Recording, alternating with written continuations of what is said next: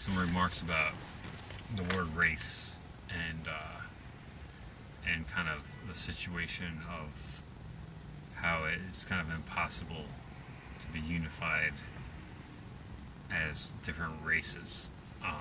Okay, so basically, in a nutshell, this is just very, very basic and in your face, but seemingly ignored by most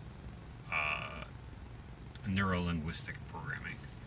So, from the beginning, the word race is a neurolinguistic trap meant to divide and conquer.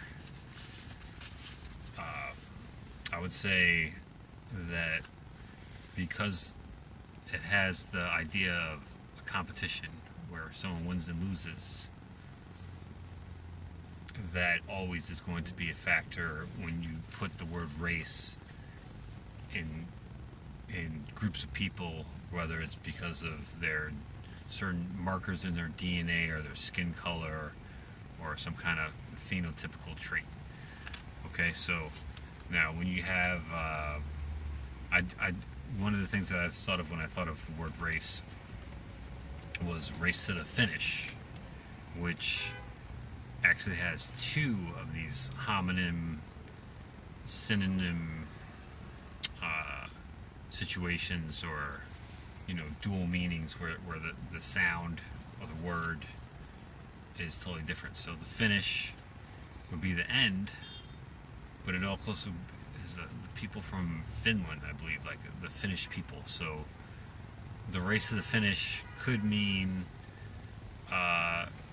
when everybody looks like the people of Finland, which I assume is pale or very white or something like that. So these connotations could make you think that ideas of eugenics, basically.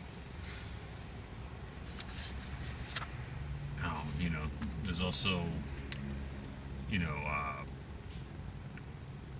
different ways this word is used, but competition is the underlying connotation with the word race. That's my basic point. So NASCAR, the Olympics, drag racing, space race,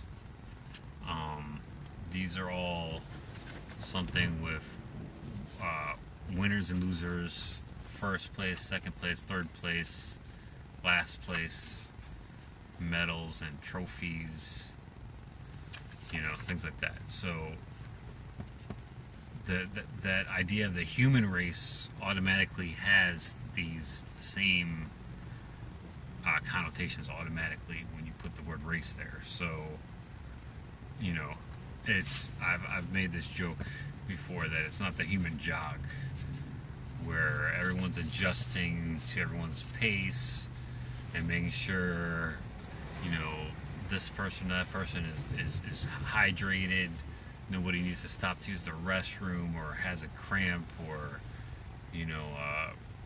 is just not in the shape to actually run or jog and needs to walk or be pushed or pulled or anything like that. It's not necessarily like when you say race, you don't have these ideas of a community or people working together.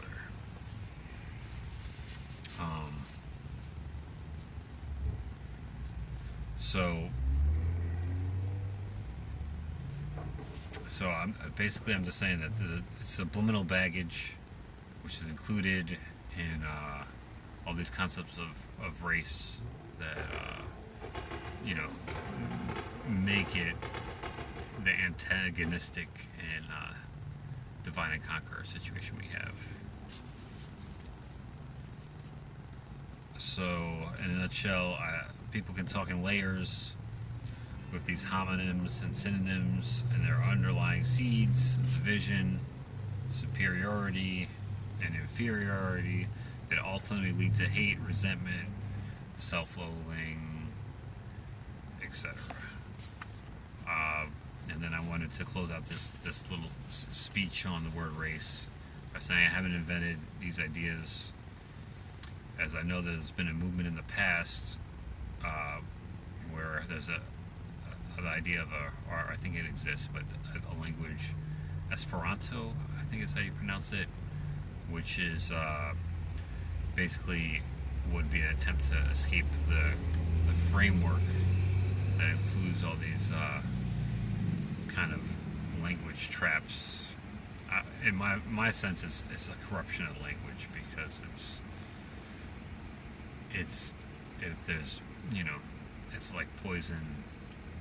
There's poison built into it that you might not be intending. All right, so I'm gonna stop here.